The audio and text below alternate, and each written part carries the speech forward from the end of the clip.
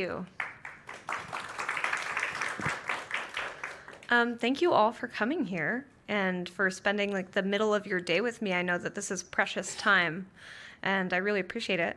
I am going to read to you from Magic for Liars. This book, if you don't know, is about a private investigator who does not have magic powers, and she's totally fine with that. She's fine with it. She doesn't want them. She never wanted them. She's fine. Okay, she's fine. She's totally fine. It doesn't matter. She's fine. She is estranged from her twin sister who does have magic powers until someone shows up in her office and gives her a case, and the case is a murder at a high school for magical teens where her estranged twin sister just so happens to work. But it's fine. She'll be fine. It's fine. She's fine with this. Okay? She's fine. Don't worry about it. I'm going to be reading to you from chapter 4, which is the chapter where this private investigator first comes to the high school for magical teens and gets to see their world for the first time. The drive through the Sonol Hills was as beautiful as the Novocaine that comes before the drill. Once I got off the high-walled freeways, the pockmarked city streets gave way to land that screamed green. Tall, gnarled oaks leaned over the narrow, winding road, casting it into dappled shade and obscuring signage that warned me to watch out for leaping deer. Tiny offshoots from the road appeared at intervals marked with signs for Hollow Stone Ranch or Crystal Brook Farm. I'd gotten intentionally lost down there a few times before, and I knew that if I followed any of those signs in search of roaming horses with warm velvet noses I could stroke, I'd quickly encountered gates informing me that I was on private property and would be shot should I choose to venture any further. Osthorn was no different. The sign by the road read Osthorn Academy in dark, debossed wood with white edging, and after I turned off the road, I started to see signs warning me of the dangers of trespassing. After nearly a mile of driveway featuring increasingly threatening signage, the rooftop of oaks thinned, then parted. The campus spread before me like a dream. As I pulled into a parking space, I peeked in my rear view at the wall of ancient, sprawling oaks behind me, their branches twisted together, completely obscuring the school from view of the road. I wondered if the school had chosen this location for the camouflage, or if the mages who built the school had engineered the Sonol Hills to suit their need for privacy. I wove through the cars in the tiny visitors' parking lot, trying to look around without being too obvious a tourist. The mist was just thin enough for me to see the grounds in soft focus. The drought-impossible, velvety green lawn that surrounded the school looked like frosting waiting to have a finger run through it. The school itself was a long, low spread of brick and glass windows. It struck me as out of place, unfamiliar. There's not a lot of brick in Northern California, not for a little more than a century. Lots of brick facades in San Francisco, but that's different, glossy and too even in color and somehow thin-looking. It's not hard to tell when a building is trying to pretend that it survives the 1908 quake. Not Osthorn, though. This place was the real deal, pocked and resealed dozens of times. Even from the parking lot, I could see the waver in each window pane, a testament to the age and survival of the glass. There was no flagpole, no clock tower, no football field with blazing white lights. It was a dignified building, a serious place. I had a moment of double vision. If things had been different for me, if I'd been born with whatever thing Tabitha had that I never got any of, I might have walked across that grass as a kid with friends and a future all laid out for me. I might have been handed a totally different life. This place might have been the setting for my teen memories. Not the bleachers at my underfunded public school, not the parking lot at the abandoned bowling alley in the wee hours of the morning, not the hospice bed in my parents' living room. I shook it off. That wasn't the way things happened. There had never been any profit in wondering what might have been. People like me didn't get to want things like Osthorn, and besides, I didn't want it. I didn't want it. I rolled my neck, stretched just enough to let the wound in my shoulder hit my brain with a bright flash of clarifying pain. I had a job to do. It was time to go to work. Miss Torres should only be a few more minutes, the school secretary rasped. Her voice was a sharp, painful wheeze. The nameplate on her desk read Mrs. Webb. I had a sense that I should not ask for a first name. She was one of those tiny, ancient women whose papery skin is stretched over steel scaffolding. She watched me with the cool eyes of the unimpressed. I tried not to fidget. I tried to summon the courage I imagined I'd have if this was a place I belonged. It didn't help. The door to Torres' office opened with a bang, and a tall boy with wild, dark brown hair stormed out. His dark blue school uniform was ill-fitting in the way of so many teenage boys. Too short in the wrists, baggy through the shoulders. His blazer was wrinkled, and the angle of his gray striped tie spoke to constant tugging. The teen paused, his eyes landing on me. He hit me with a long, intense stare, his protruding Adam's apple working up and down. I was startled by the frankness of his gaze. Then he heaved an enormous head-shaking sigh before continuing on his way out of the office, leaving me feeling like Ophelia in her closet. It was totally beyond me, how a kid who's been handed a winning lottery ticket could look so damn broke. I watched him through the safety glass window that separated the office from the main hallway. He'd already pulled out his phone. His fingers moved over the screen with unnatural speed, and they didn't slow down when he looked up from his phone to throw me a brooding look. Is that a spell? I asked. From just over my shoulder came a deep laugh. Is what a spell? The texting? No, they're all that fast. I turned around to find Marian Torres smiling at me. She was wearing jeans and a nice but not too nice blouse, and I felt simultaneously over and underdressed. I'd spent hours over the weekend figuring out what to wear to a place like Osthorne. What would establish me as a professional, as someone who would solve a murder? What would keep me from sticking out like a splinter? I wound up digging out the clothes I'd worn to the only court case I'd ever been asked to testify in, an adultery job where the husband had followed up my findings by stabbing the wife with an ice pick. He cried more when I told him she was cheating than he did at the sentencing. Next to Torres in my court clothes, I felt like a kid playing dress-up. Great start. We greeted each other. Did you find the place okay? So glad you can help us. Did you get the contract? She handed me a satisfyingly fat envelope of cash, which I didn't count so she'd feel like we had a good relationship from the start. I glanced back at Mrs. Webb. She was watching us with the same flat, unimpressed stare with which she'd greeted me. I was already dreading interviewing her. I'm going to show Ivy the theoretical magic section, Torres said. Would you like to accompany us? Mrs. Webb shook her head with a look of regret that did not extend to the uneasy creases around her mouth. I'm afraid I've just got far too much to do here, she said. Perhaps another time. Torres led the way out of the office. Her heels clicked on the gray linoleum tiles that floored the hallway. As we passed, I glanced back into the office through the safety glass window. Mrs. Webb didn't see me. Her eyes were on the blank pages of a ruled notebook. She stared at the paper intently. As I watched, she lifted 2 fingers and pinched herself hard on the arm, hard enough to bruise, hard enough that I winced to watch her.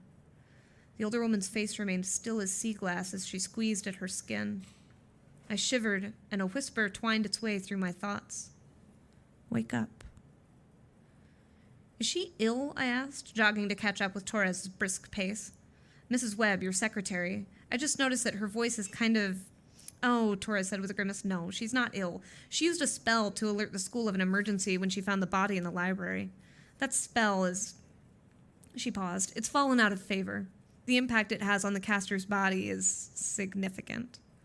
Permanent? I asked. Well, yes and no, she said. For many people it is, but Mrs. Webb is working on it. She already sounds much better than she did in November. In a few more months, she'll probably sound normal again. She stooped to pick up a crumpled ball of notebook paper, then tossed it into a big gray trash can that stood watch over the hallway. It looked like every trash can I'd ever tipped over at James Madison Memorial during my reign of apathy. The trash cans weren't the only thing about Osthorne that was familiar. It all felt like a place I'd seen 1,000 times before. There were the scuffed gray linoleum floors lined with lockers, and the walls were frosted with paint that went on fresh every other summer. Asthorne Academy was scratched into several surfaces, with what I'd bet was a ballpoint pen. Bulletin boards hung thick with notices. Auditions for The Tempest, lacrosse tryouts rescheduled due to weather, take a number to call Briette Morney for tutoring in math/economics/magic theory. Lost my phone, $50 reward, call Arthur, please, please, please. There it was again. That feeling like maybe in another life, I could have fit in here. I could have auditioned for The Tempest. I could have tried out for lacrosse. It was a feeling like nostalgia, but for something I'd never done. It's something I'd never had. Miss Gamble? I looked up. Torres was halfway down the hall in front of me, waiting. Her face was set to patient, but something in her posture made me hurry. Classes were in session, and I swiveled my head like a small-town tourist in the big city for the first time. I don't know what I expected to see. Mostly I was shocked by how familiar it all seemed, how recent. The sight of posters hanging on classroom walls took me back to my own note-passing, sneaking chips in my backpack days. Most of the classrooms featured wide windows into the hallway, the glass crisscrossed with wire, and I peeked in at each one to look at the students doodling in their margins. I lingered just long enough to be seen. Let the students wonder who the visitor was. Let them whisper at lunch. Let the word spread that someone was asking questions about the murder. I'd never investigated a murder before, but this part was no different from any other case. Let people know that there are questions being asked, and they'll line up to give you their version of answers. They look so young, I murmured, staring at a classroom full of baby-faced teenagers hunched over tests. The sea of dark blue blazers and crisp white dress shirts was broken up by crests of brightly dyed hair and islands of eyeliner. The kids were filling in Scantron bubbles with No. 2 pencils and flipping back and forth between the pages of a packet. Freshmen, Torres intoned with crisp amusement in her voice. They're always younger than you remember. It's easy to forget that 14 is so close to 12, isn't it? I fell into step next to Torres for a few paces, but stopped short before we rounded the corner. I was frozen in place, hypnotized by the lurid orange graffiti that sprawled across a row of sky blue lockers. Samantha is a slut. The letters didn't look sprayed on. Someone had been at this with a fine brush and a steady hand. Torres paused next to me, regarding the graffiti. It's more ordinary here than you expected. It wasn't a question, but it hung in the air between us all the same. I'm not sure. I guess I thought that there would be more, I don't know. I thought it would be different. More cobblestones and gabled windows and moving stairways. Torres laughed, and her laugh said that she had caught my embarrassed grimace. I know, I get it. But at the end of the day, we're just a high school, Miss Gamble. We're a very nice high school. She gestured at a nearby window to the velvety green of the grounds. But we're still a high school. That means gum, graffiti, cell phones, sex ed, stupid pranks, students smoking weed behind the bleachers. She tipped me a wink. If it makes you feel any better, here, I'll show you something magical. She pulled an impressive folding knife from the pocket of her jeans. I confiscated this from a student earlier today. It's not the magical thing, it's just a knife, but watch this. Torres flicked it open. The blade was long with a wicked curve at the tip. She dragged it across poor Samantha's name. Paint peeled from the locker in little blue curls. Torres flicked the knife shut. I ran my fingers across the locker. I could feel the groove in the blue paint, but the screaming orange letters remained unscathed. My jaw clenched. How? I'm not sure. Our graffiti artist used a spell that I've never encountered before. It's probably something they came up with themselves. Our groundskeeper, Francis Sneed, she added as I took out my notebook. He's tried 100 different ways to remove it or paint over it, but nothing's worked so far. He's been working with the head of the physical magic department for weeks now. Can I talk to him, Sneed? Of course, she said. He's the one who'll set you up in staff housing. I blinked at her. In what? The headmaster cocked her head at me as though I was posing a riddle. Staff housing. We have a small apartment available for you to stay in while you're here, unless you wanted to make the drive down from Oakland every day. It made perfect sense. There was no reason to say no. I aimed those thoughts at the twist in my gut, willing it to listen to logic. There was no reason not to stay here, just for a little while. Just for the case. Thank you, I said. Thanks. Yes, I really appreciate that. Ivy, I can call you Ivy, right?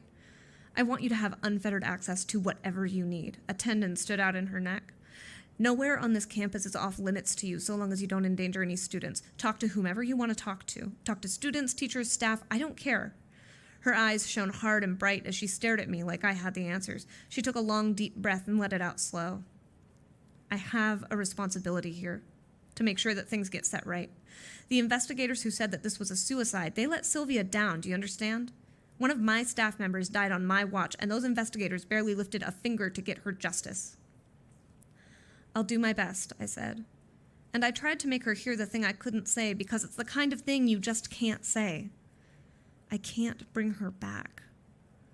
I failed, though. I could see it in her face. She thought I was nervous. She thought I was uncertain. But she didn't understand yet that I couldn't give her the thing she really wanted.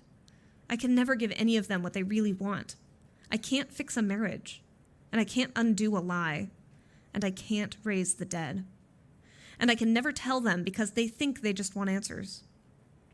Yes, you will, Torres said. You will do better than they did. She took another deep breath, and this time I counted. 5 seconds in, 8 seconds out. It was a familiar exercise. I took a mental note. Torres had been through anger management. Anyway, yes, you can talk to our groundskeeper after he gives you the key to your apartment. And you should also talk to the head of the physical magic department, Raul Chaudhary. I'm sure he'll be able to answer any questions you might have about this particular incident. She waved her hands at the word slut, which was still glowing radioactive on the lockers. I ran my fingers over the orange paint again. I had never seen magic done by anyone but my sister. Something in me ached at the knowledge that a child had used their incredible, impossible magic for this. To make sure that after the world ended, when alien archaeologists were digging up the thing that Earth used to be, they'd know that Samantha had been a slut. It hurt even more than the idea that someone had used their magic to murder Sylvia Capley. The idea of some teenager getting stoned and then etching the word slut into history. It burned in my throat like a swallowed sword. Why them? Why do they get the opportunity to waste this? I let my fingers linger on Samantha's name a moment too long, and something under my fingers popped, stinging. I snapped my hand away, startled. Yeah, I should have warned you about that, Tora said. Sorry. I stuck my sore finger in my mouth, glaring at Samantha's name. Samantha, I thought, with unexpected venom. Then I realized that was the whole point. Even if you didn't think Samantha was a slut, you'd remember that she'd stung you.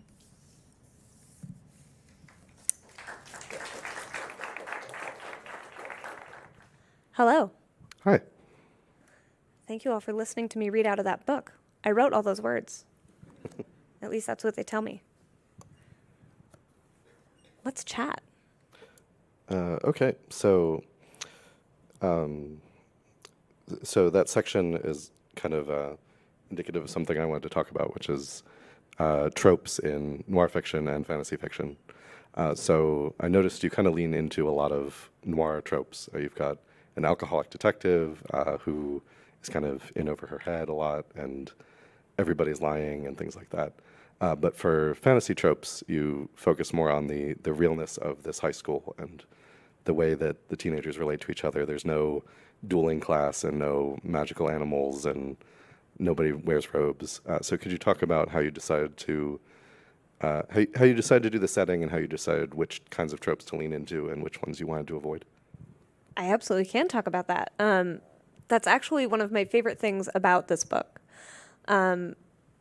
It's an intersection of fantasy and noir, which are two genres that answer each other really well. Contemporary fantasy, especially magical school fantasy, is very much about options. It's about having more options than we have now, right? The world that I think we all live in together. I don't want to speak for any of you in case you do happen to spend the rest of your time in a world where there are magical schools. We don't have access to the things that people in those worlds have. And so part of the joy of that genre is the idea of, you know, the world that I live in now, the circumstances that I live in now, how I respond to them is all defined by this reality and the boundaries of it.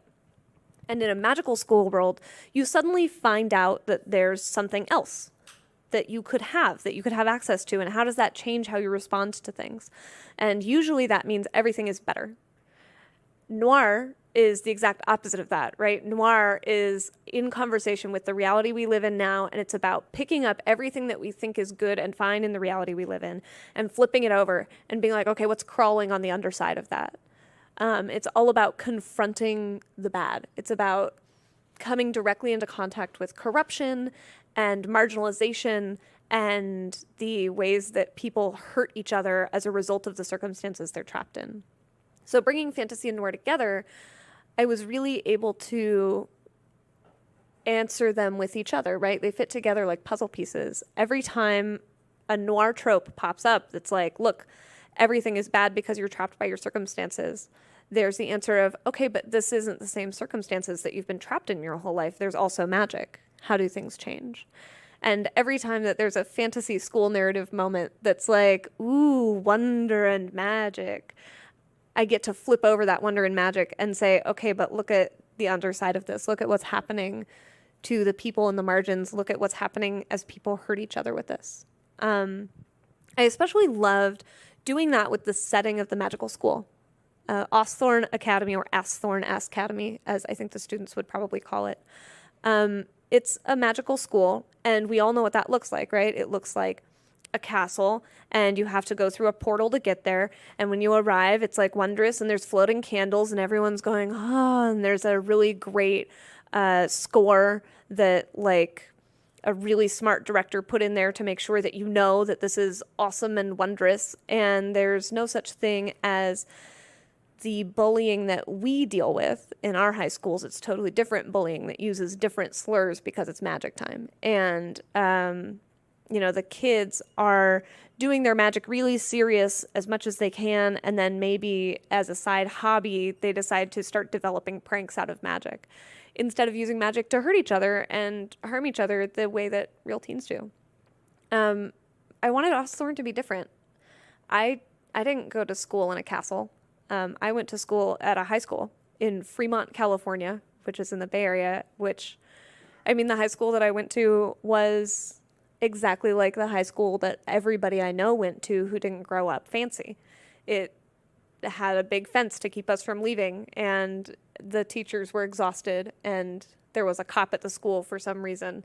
And everyone was trying their best and exhausted and failing all the time. There was that linoleum that has like black circles on it.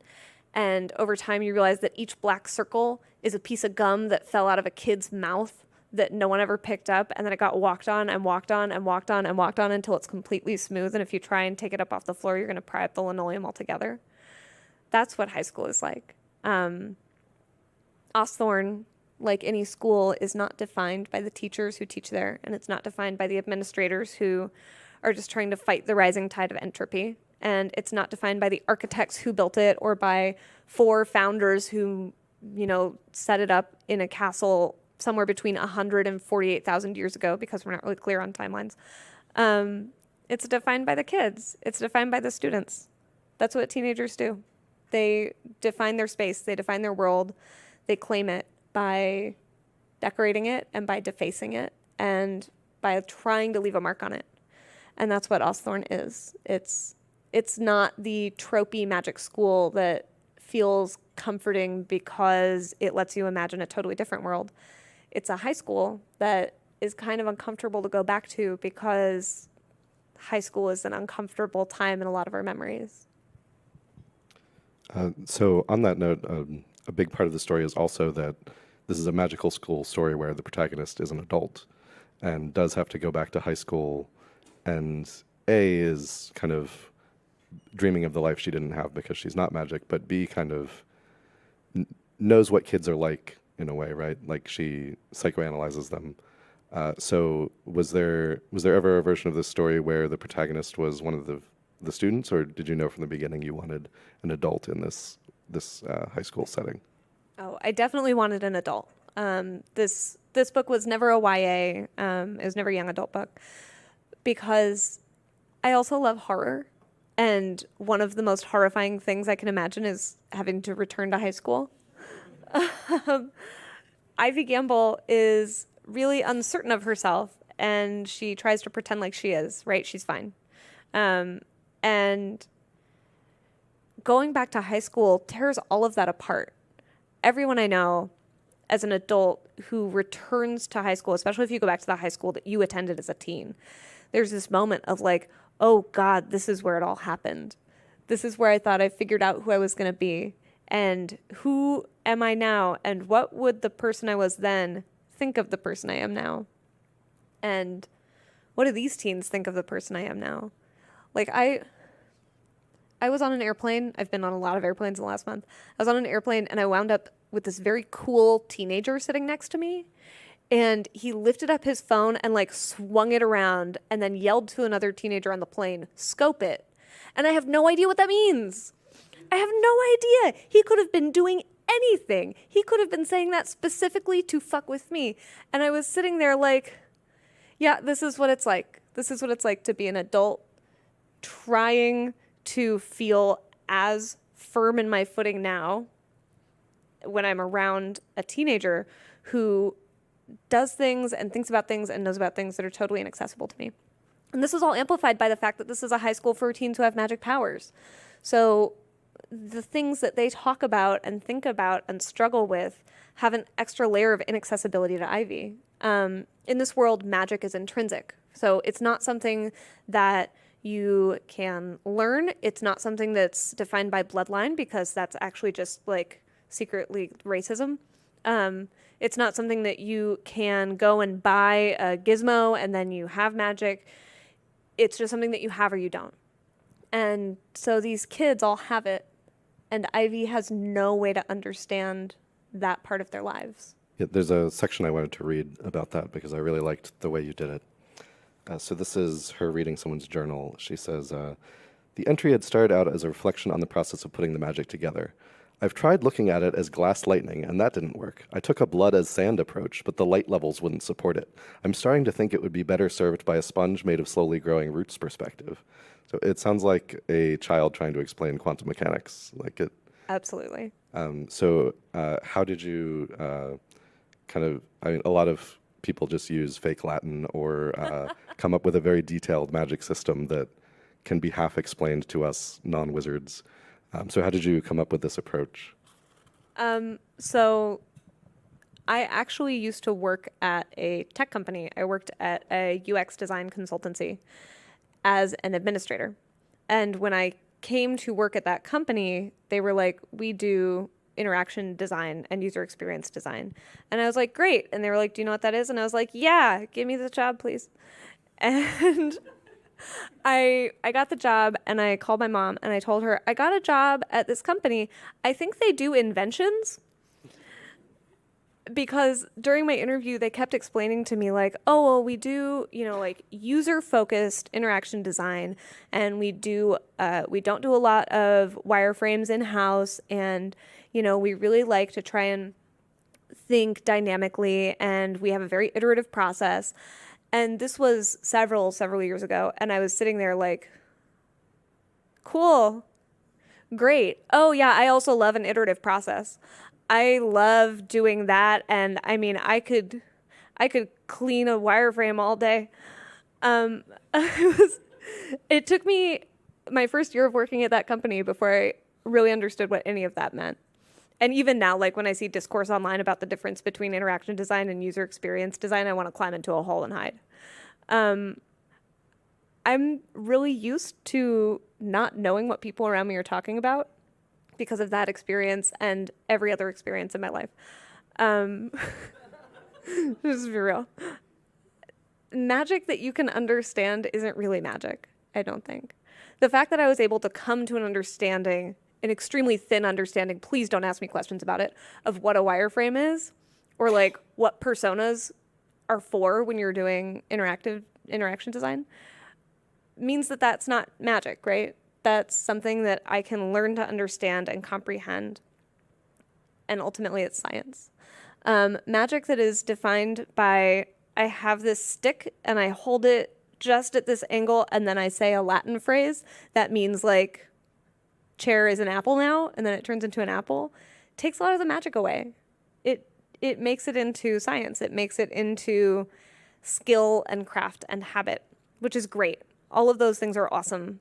But I wanted the magic system in this book to make as little sense to an outsider as interaction design made to me when I was coming into that company. I wanted it to be totally baffling because that's what magic has to be magic, right? It has to be something that's beyond you. It has to be something that is way outside of your conception of the world. I can pretty much understand Latin phrases. For the most part. I mean, I can't like speak Latin, but if I see a Latin phrase, I have been speaking Latinate languages for long enough that I can be like, oh, that pretty much just means your legs are stuck. I wanted this to be different. Well, so for me, it really worked because Ivy has no idea what's going on. So I also had no idea what's going on, so it kind of helped me identify. Ideal. So I wanted to talk about Ivy a little more. Thinking about noir stereotypes, one thing I noticed is that in another noir book, every time the protagonist would have been like hit in the head with a lead pipe, Ivy instead undergoes deep emotional trauma. How did you kind of plot out Ivy's, because she starts out angry about her family and her past, and then there's different levels of that throughout the book as she learns things about her sister and about her own history. So how did you kind of plot out how to make that kind of match up with the noir beats? Because I felt like it sort of did match up with every time she gets close, something sad happens and she has to start drinking more sort of feel that Noir has. Author self-insertion.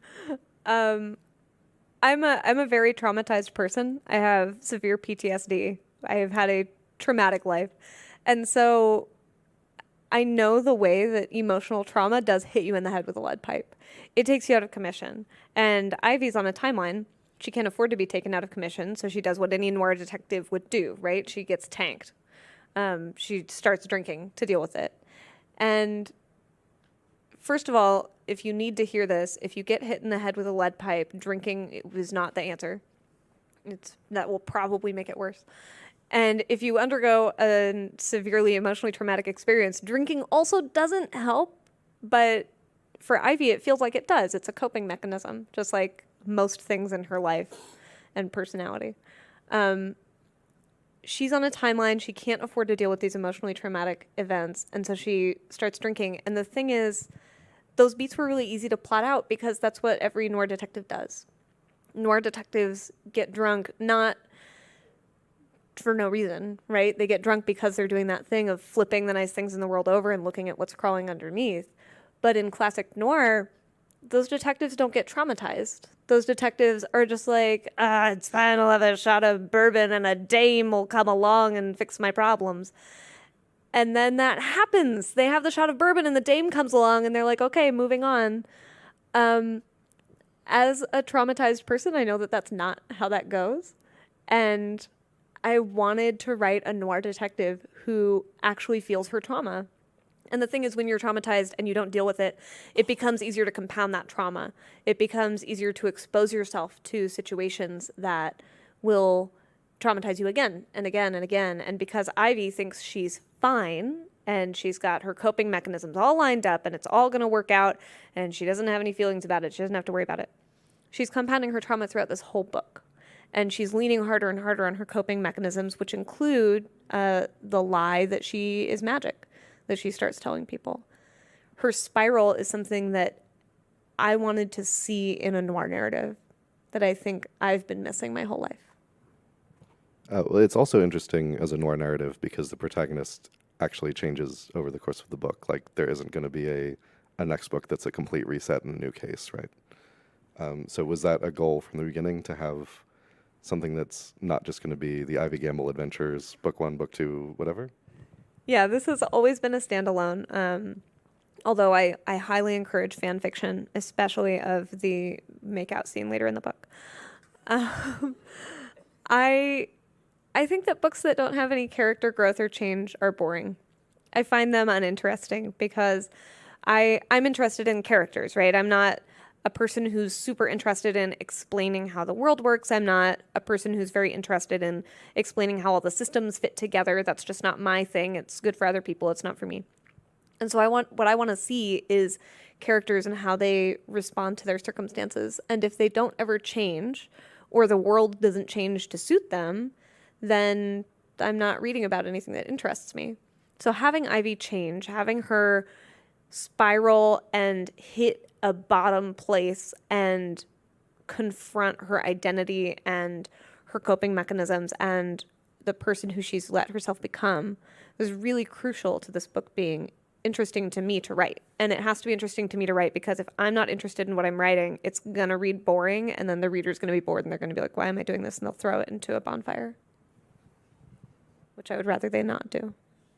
I've never thrown a book into a bonfire. I have returned some to the library unread, but so I think I have time for one more of my questions, and then we should get to some of what the audience wants to talk about. One thing that was refreshing about this book is that it's a fantasy novel where the problems aren't metaphors for anything; they're actual problems. And one thing that comes up as a big part of that in this book is magic healthcare and what exactly you can fix with magic and what you can't, as well as related issues like birth control and abortion come up sort of later in the book. I don't want to spoil anything, but so in Harry Potter, which we've kind of been talking about without mentioning, like everything can be fixed with a potion and a night in the infirmary, right? But in the real world and in your book, that's not the case. So was that something that was always interesting to you as something to explore in this? And why did you decide to do it the way you did it? I love putting real problems in my books. I don't know if you know, but healthcare is something that is a little bit of a problem right now, in our society that we live in. Um, I I love the idea of magic fixing everything, but even more than that, I love the idea of magic not fixing everything. This isn't a world where you go there and all of a sudden all your problems are solved, and then you have a new set of problems, but actually those are just an adventure.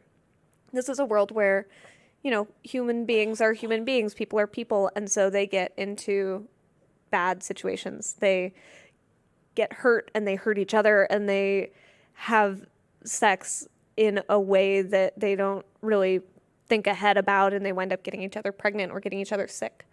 And magical healthcare in this book, just like healthcare in the real world, has evolved over time.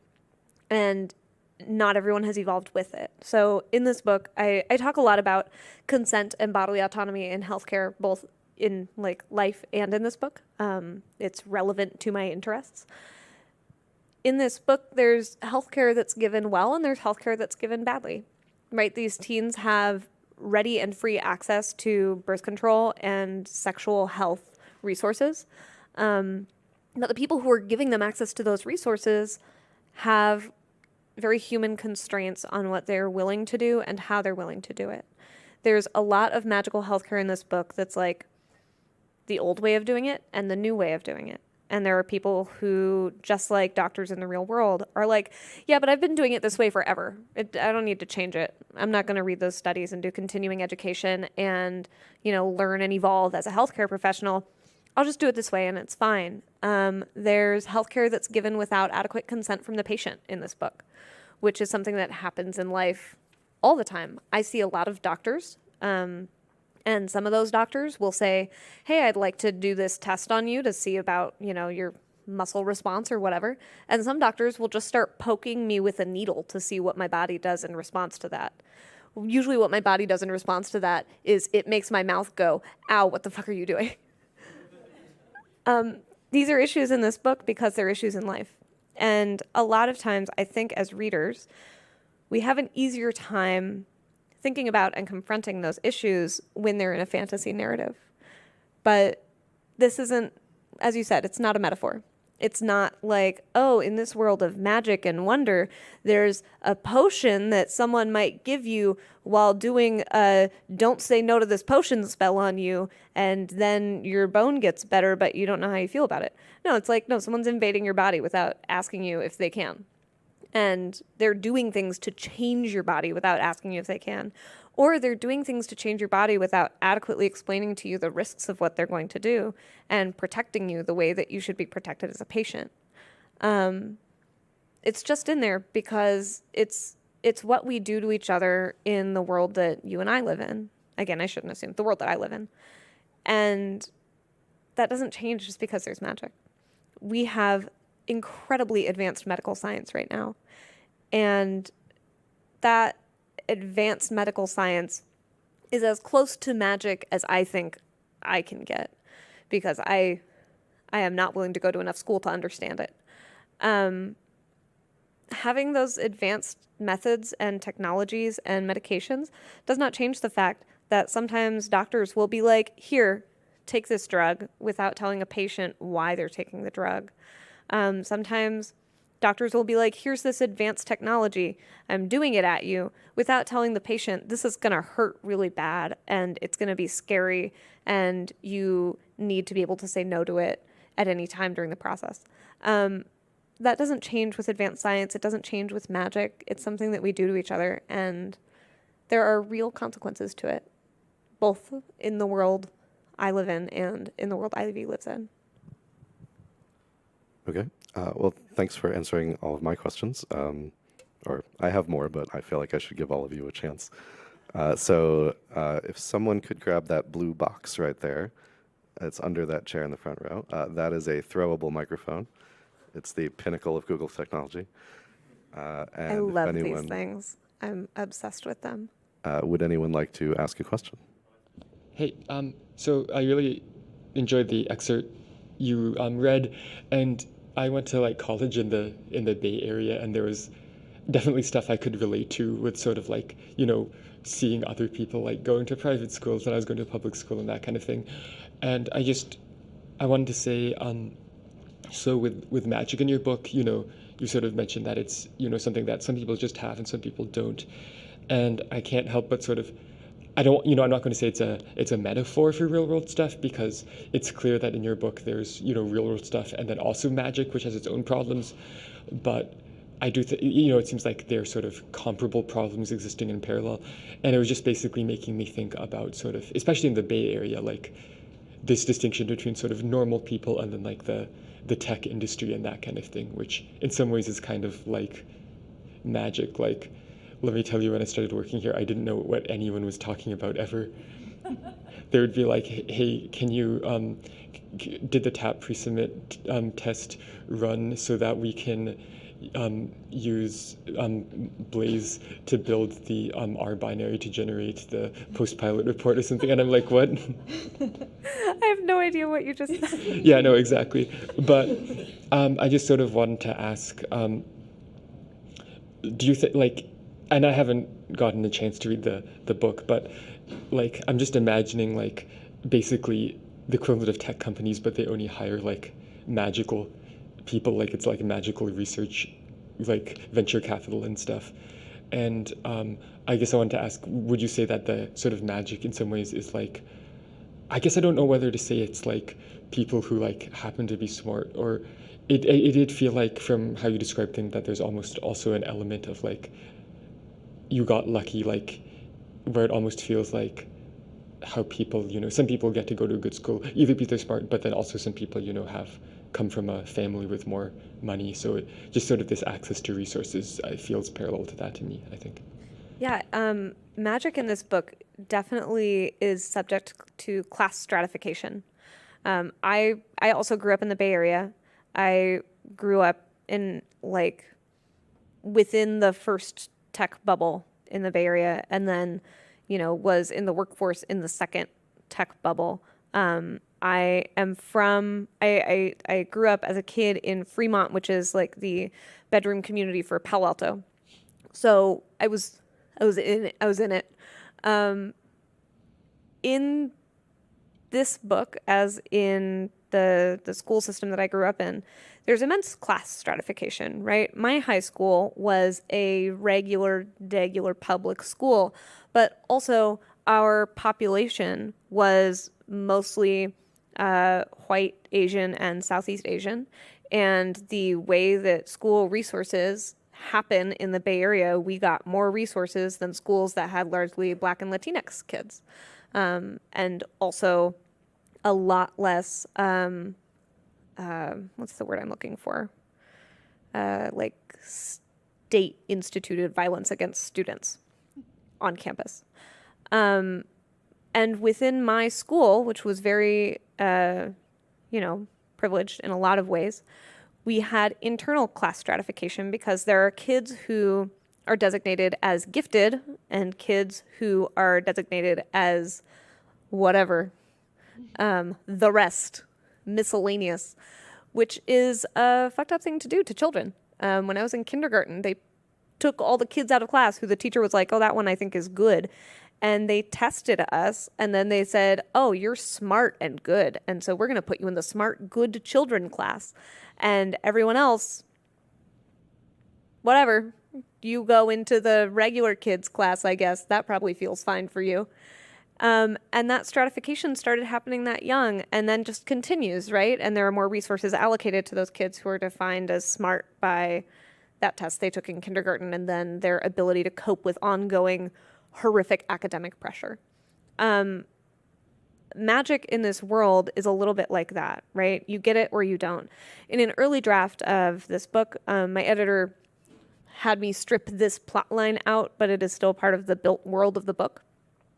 There are adults who don't realize that they're magic because they never had access to adults who recognized that magic in them. Because when you're a little kid and you're like, oh, I did this thing, whatever, you don't know it's not normal to do the thing, right? When I was a little kid, I used to go and try and find as many frogs as I could carry at a time. And then I would be like, oh, I did it. That's the other kids who I knew weren't doing that. But I was like, well, this is normal and fine because no one told me it wasn't. Right. So if you're a little kid, if you're like in your kindergarten class and you are just for fun, like back and forth turning your shoelaces into licorice, you're like, neat. Oh, that's that thing that you do where you turn your shoelaces into licorice.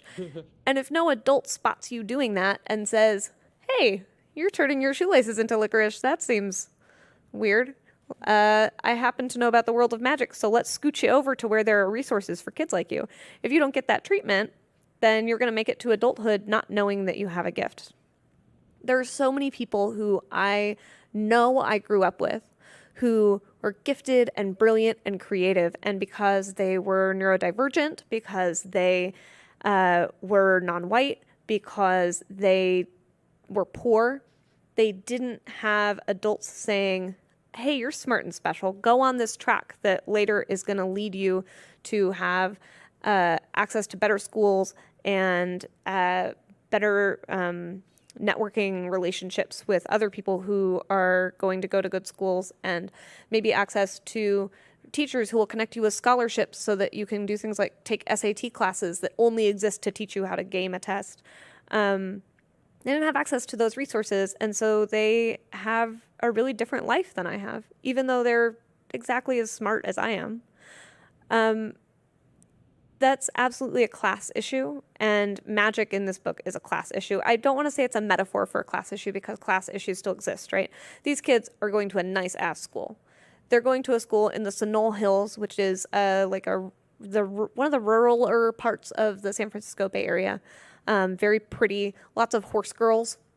It's a school that is a private campus, right? It's a boarding school. It's really pretty. It's well maintained. They have a groundskeeper on site. These are not poor kids. These are not kids who are unsure of where their next meal is going to come from.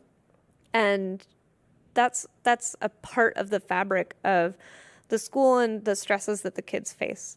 They're real stresses. There's real pressure on them. And a lot of that pressure is the same pressure that my classmates faced in the You're Very Fancy and Smart classes that I took.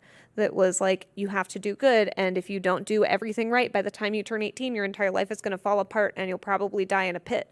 And so make sure that you do absolutely everything you can, and don't sleep, even though you're a teenager, and your brain is screaming all the time.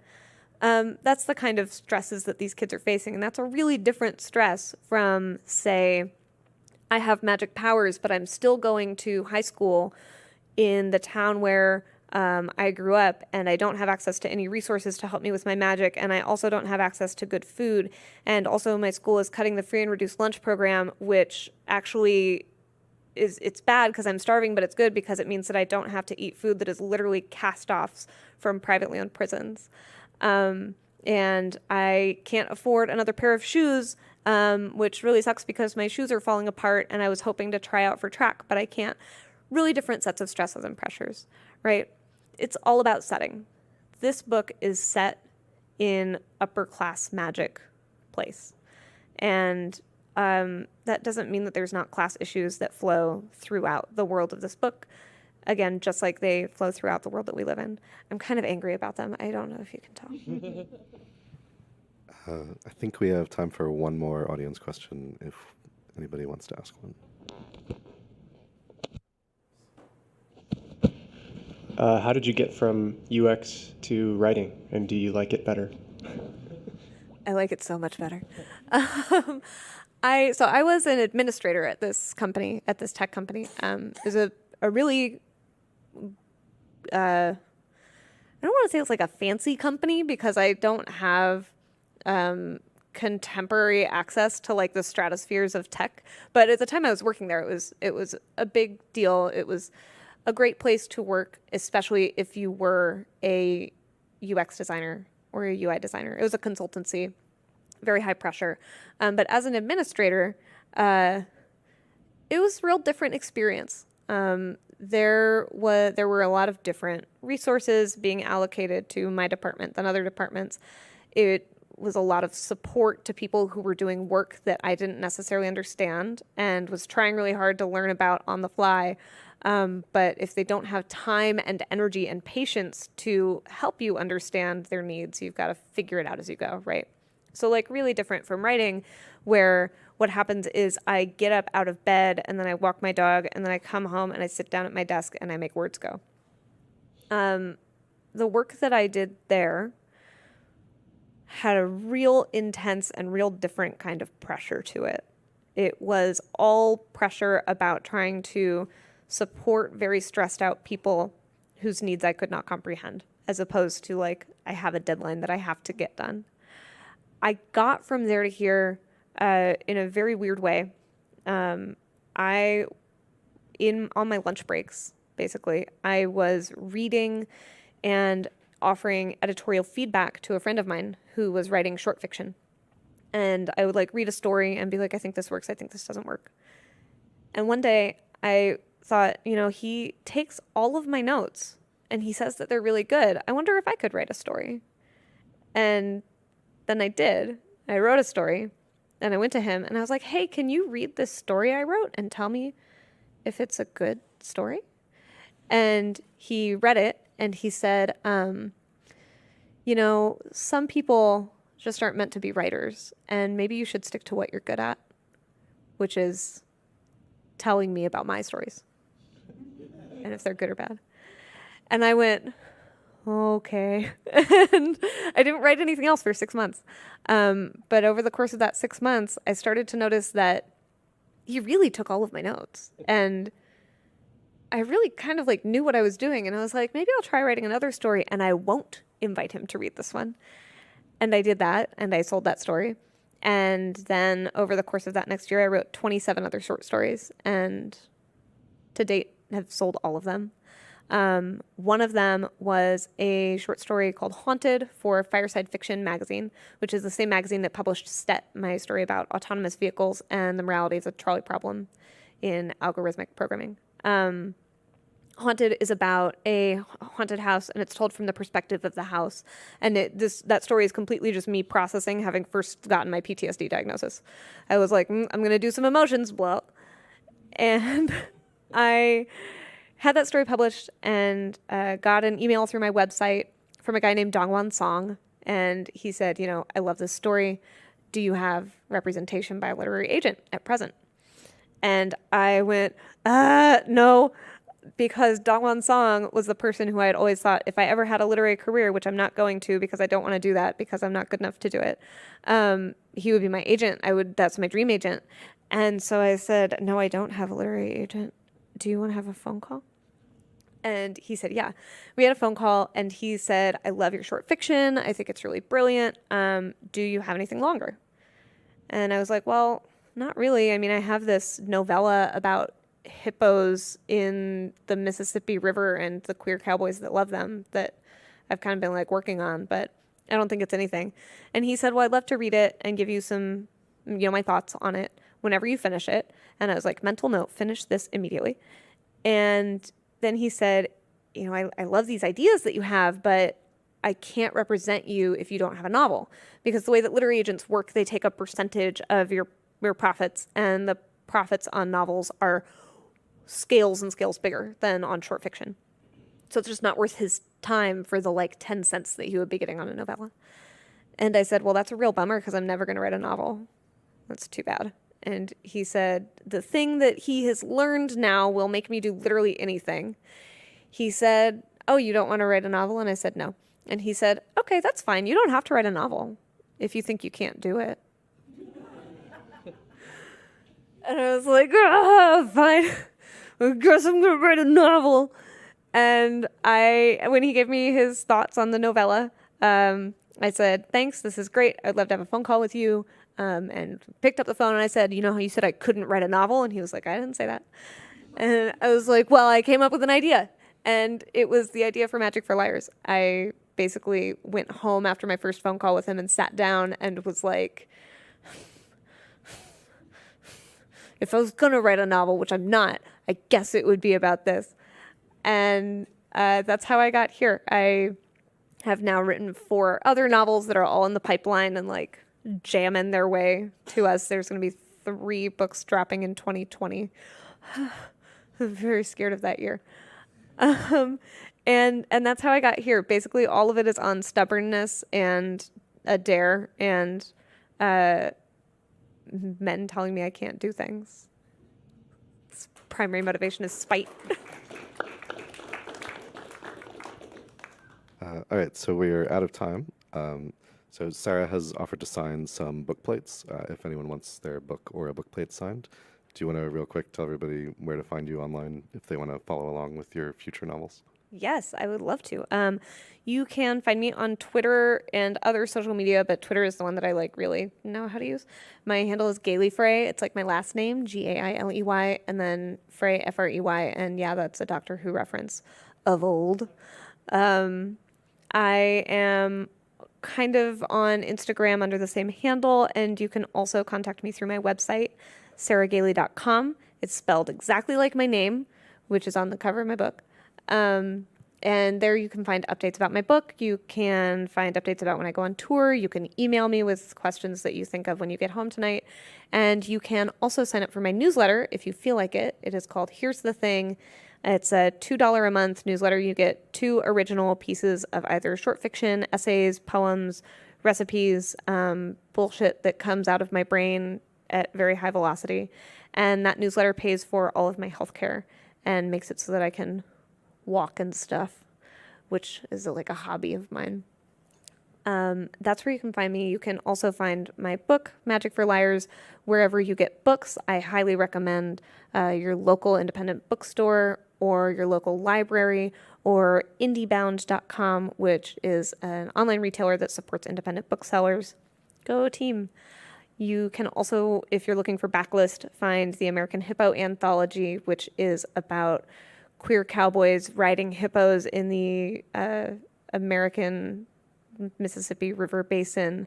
It's Ocean's 11, but gay and hippos, if you want that. Yeah, well, thank you so much for coming out and talking to us. Thank you for having me. Thank you, Google.